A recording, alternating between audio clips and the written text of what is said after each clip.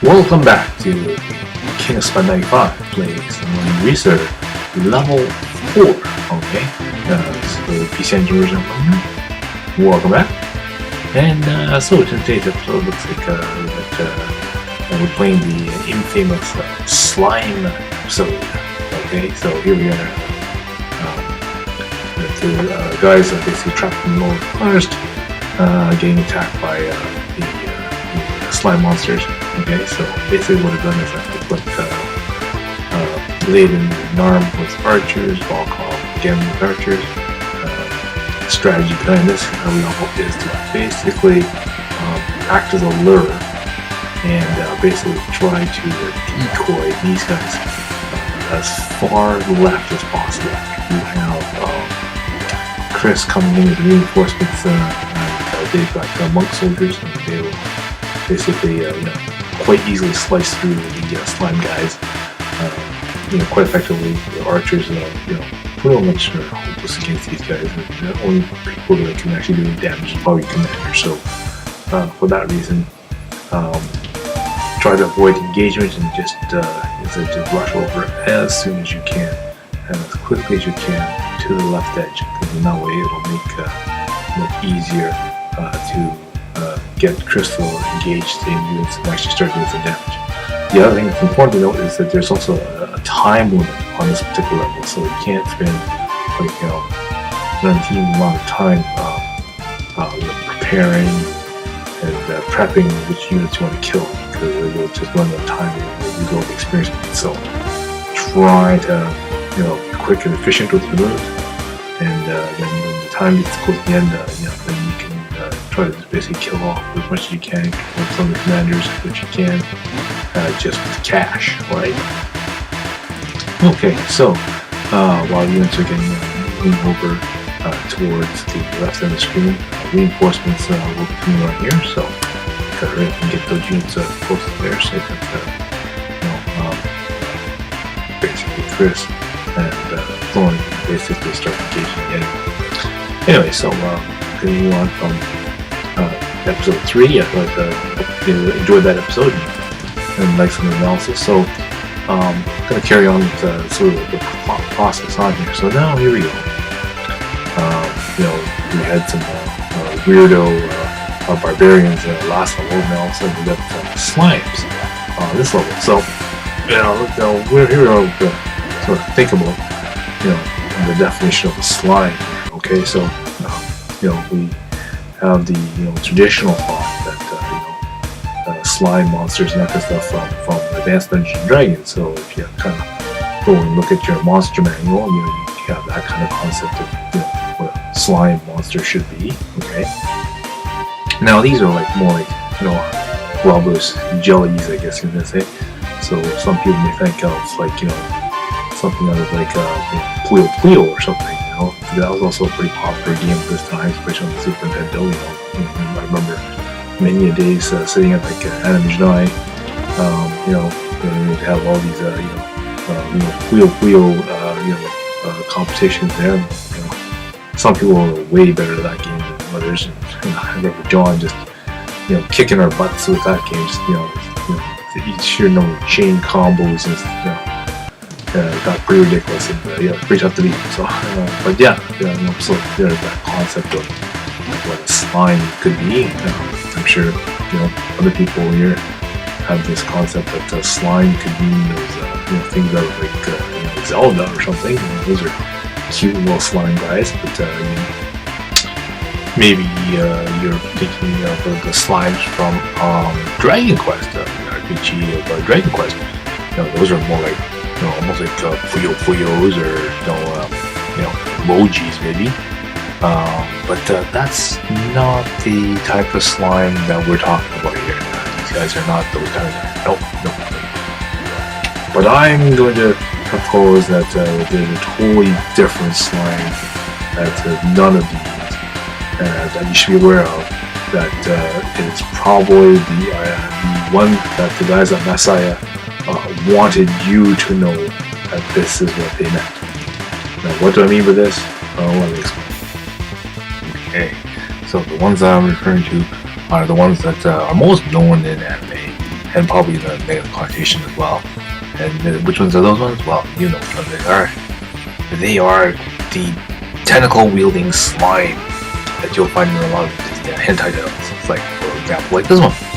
And yes, now of course this is maybe extreme, but with the hintings that with the weird barbarians with no pants in the previous level, it's probably not too far-fetched that when we're talking we're talking slime monsters, you're probably talking about these kind of slime monsters. Now, I'm going to make a sort of a note that you should probably bookmark or make a mental note of this particular episode, because I will follow up with the actual, the proof behind this in a later episode. So again, what you're going to want to do is you want to subscribe and you want to hit like down there so that you'll get to know the answer and the verification of why Messiah wants you to think that this is the type of slime that's going on here. Anyway, I'm going to proceed with this level because I can't show you in this particular level why yet. Okay, gotta proceed to a later level to show you something, and then I can then show you that this is what it means. But for a main note, just kind of tuck this in the back of your mind, and we will refer to it later. Okay. Okay, so back to the action here. So basically, I'm again continuing to move these forces to the left to get them to the entry point for Chris here. And as I said, you can use your commanders to try to get an occasional point here and there. Try to keep your troops alive, because they serve as a blocker to hopefully keep them from moving in a certain way, keep the path open as well. So try to keep positioning your troops as you can. Again, you can't do too much damage to these guys, so no point trying to attack them head on. And again, you still have Volkov with you, but again, you don't want to try to give him too many experience points until maybe later on when you go for the cash point of this level. Okay, so again, continue moving down the forces towards level. The reinforcements will be showing up relatively soon. Okay, so I want to go back to some of the questions and answers, while doing these levels. If you have any questions that you would like to ask, so by all means, just write down in the comments below, and then you can write a question or whatever. So some of the questions that I just sort of came across was obviously some of the people like yourself has gone over to my history of fan anime channel and watched some of the episodes there. And some of the questions that came from there is that obviously they've noticed that I have a very large collection of anime music and game music. And as a note, I do have an episode. If you really like the Langrisser music that you're listening to, they did release this Langrisser 1, 2, 3 box set recently, and I did an unboxing episode where I did a really detailed analysis of basically the music from Langrisser. Okay, and so this is from Langrisser 1, so this includes the Sega / Mega Drive version. It also includes the music from specific for the Super Nintendo version, and it also has the PC Engine version and the PlayStation versions that they released. For this particular music type of thing that they did. Again, they released also in this box Langrisser II, which is better known as Der Langrisser. Again, there's the focus on the PlayStation version, of course the PC Engine version. I also did some analysis using the PCFX version that they also have. So basically, they're all together. So again, provide a link here.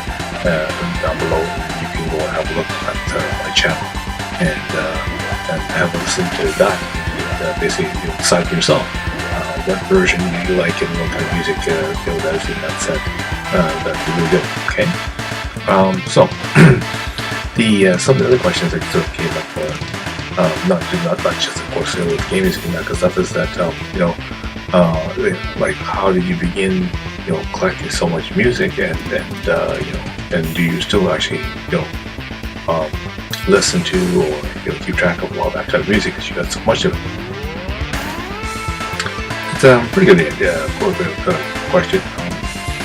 I guess I started liking this kind of Japanese animation type music, sort of back in the later part of the 80s, going into the 90s.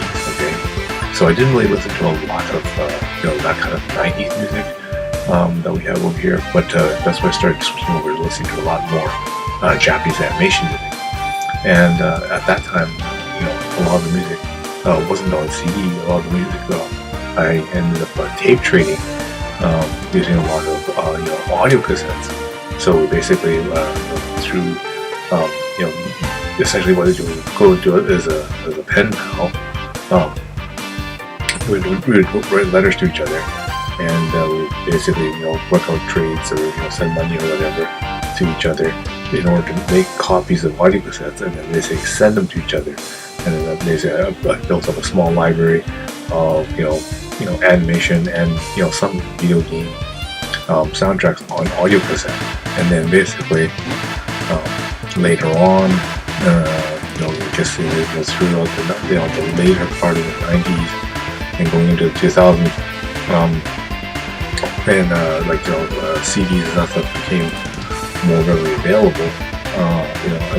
One of the first things I wanted to do is basically take some of the favorite soundtracks from that I had on audio cassette and convert them over to CD. Okay, so in the game here, we basically Chris and Thorn have now arrived as reinforcements. Now we basically want to draw these slime guys closer to them, but at the same time we want to break off. So basically I'm going to try to split Layden up towards the top here, okay, so that the slime can follow me, but then at the same time Chris and Thorn can kind of come up the middle and still have room to attack and hit the slimes from there.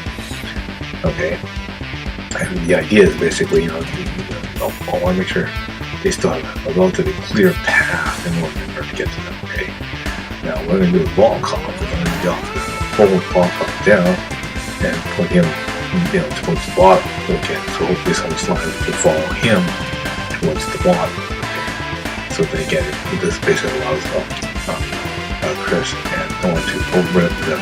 Okay. Alright, and so we continue on here.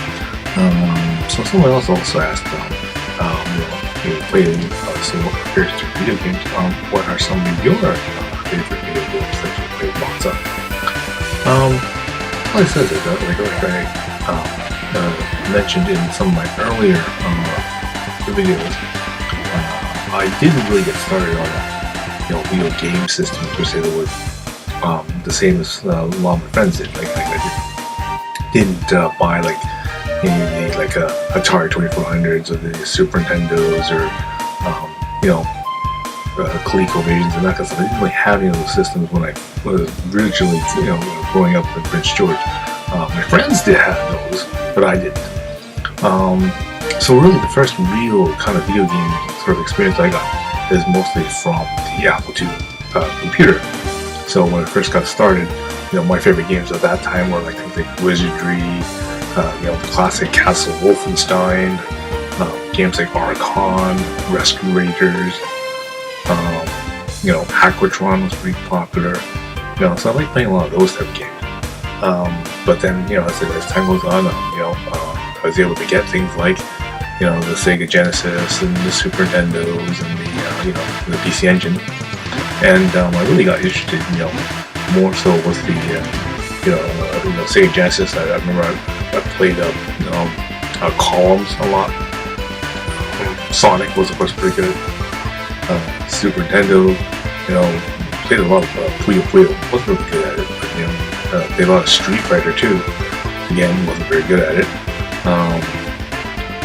But some of these newer systems came up. Like the PC Engine, the PlayStations and the Sega Saturns and that kind of stuff. Obviously on the PC Engine, I really like playing Langrisser But you know, I did also played a lot of Graduation. Um, One of my first cue cards I really like playing was Military Madness, or you know, Neonet Terrace. You know, I remember you know, pulling out sheets of graph paper and you know, sketching out the map, and then sort of like, you know, first turn, you know, move your tank here, your rabbit here, and you know, things like that. I had strategies all that like that. I mean, maybe in the future, you know, I'll make a video of like opening moves for, you know, Military Madness, if no one has really kind of done any sort of FAQs for that. But yeah, that was a fun game. I love playing lots of. Then, you know, the PlayStation came out. There was a big, you know, wide variety of games. I love playing there. I mean, I really got into and finished that game, IQ. That one really good. Oh yeah, the Turbo Graphics. I remember I played a lot. I completed the game Clax. I remember, like, you know, I like those kind of puzzle kind of games. They were kind of cool. Yeah. So then, as things went on, I remember we got the Sega Saturn, and I love playing with Guardian Heroes. So like that team play, we get a whole bunch of players going. That was pretty good.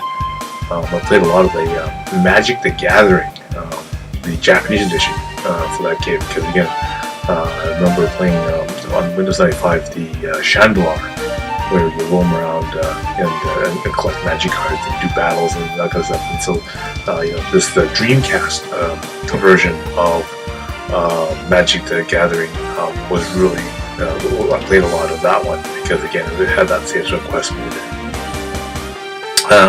So then I said, when the Xbox then came out, I remember I really loved Halo. I wasn't very good at it, but I liked playing the game.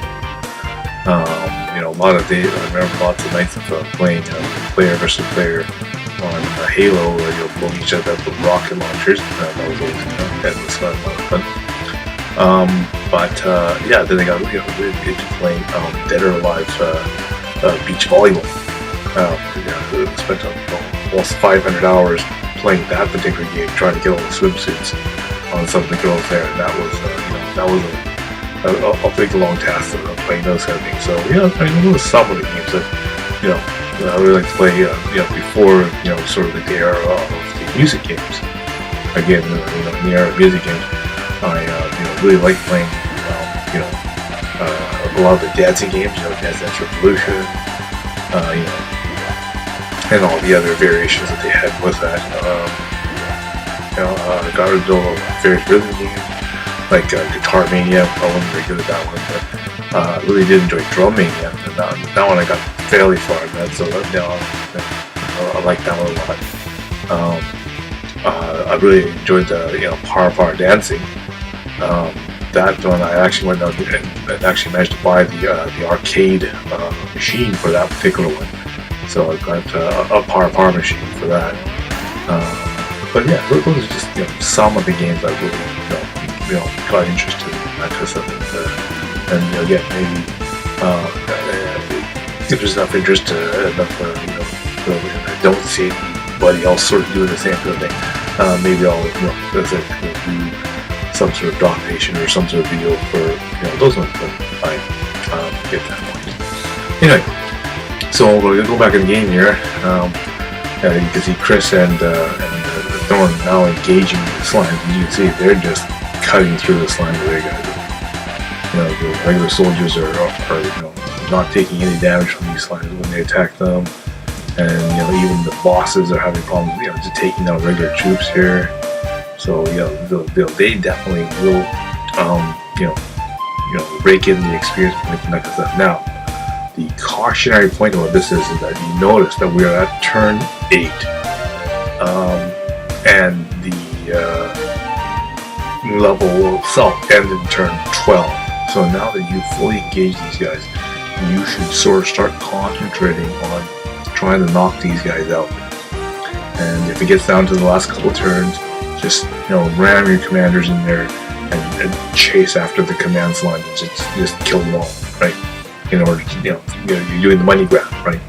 So right now, we're at turn 9, and what you want to do is visit, you know, maybe one more turn, let Chris and Thorne try to rake in some more experience points. Try to help try to get your guys in good position, and as soon as they're ready, then just try to rake in the last little bit of money for this level. Okay, so another question someone was asking me is if there was any funny stories that tell about this. So since I'm doing Langrisser here, I guess I would point the question that way. What kind of funny stories did you have with playing this game Langrisser? And I'm sure we all have our funny stories. Like, when we're in the arcade and playing this particular game, or whatever. Like when playing Tempest, for example, and different things that we used to, the cheats that we used to code that we used to have in Tempest allows us to get like tons of credits and just to get to whatever all that kind of stuff. So I want to sort of apply that sort of question to this game like Langrisser. Was there anything really cool or funny that sort of really kind of occurred when I was playing this particular game? Yeah, I guess there are, but again, without sort of giving away maybe we'll do it that way. I'll foreshadow what's up to coming. The funniest moment, the funniest code that I managed to find. Actually, it was more of Dicey actually.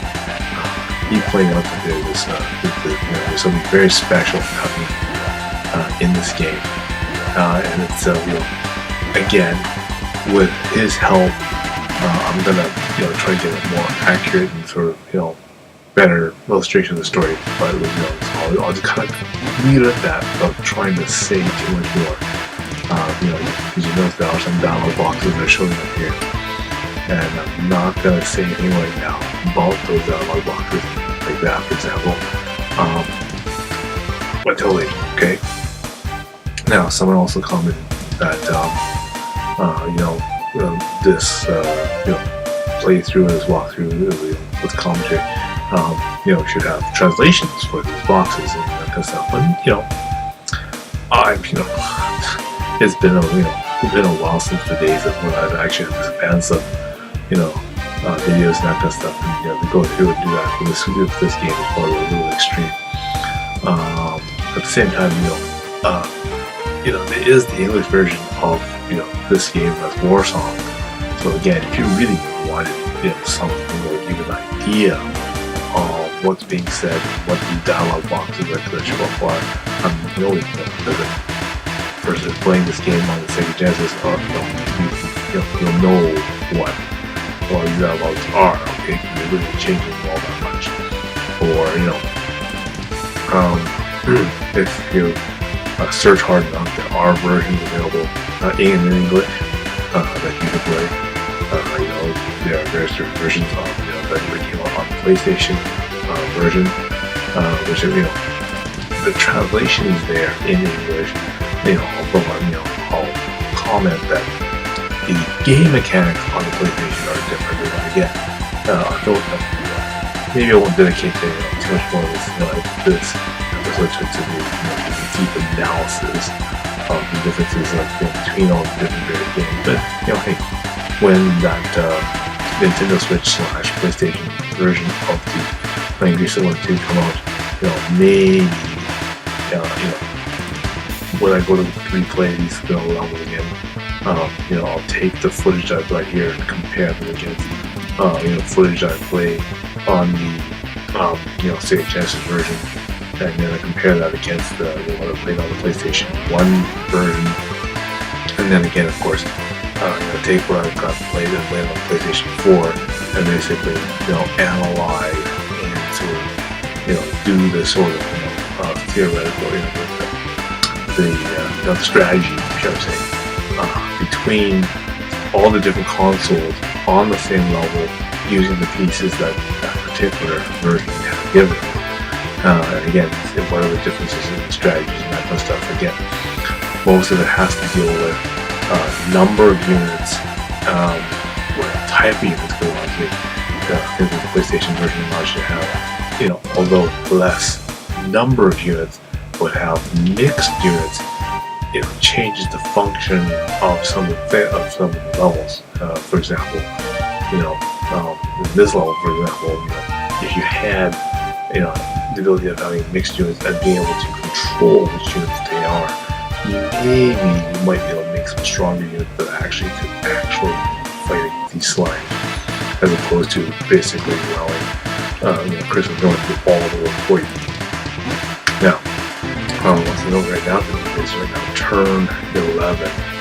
So you really only have 2 more phases left in this game. So basically, you want to basically use your commanders right now. Just get in there. Try to take out the bosses if necessary. Just to basically certain guys there's nothing they can do because it's just out of range.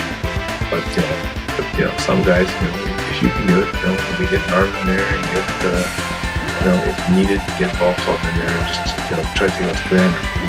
The way I've set it up here, that's not possible. So I'm just going to move the ball club out of the way here and let Thorn and Chris do their thing. Okay. Anyway, so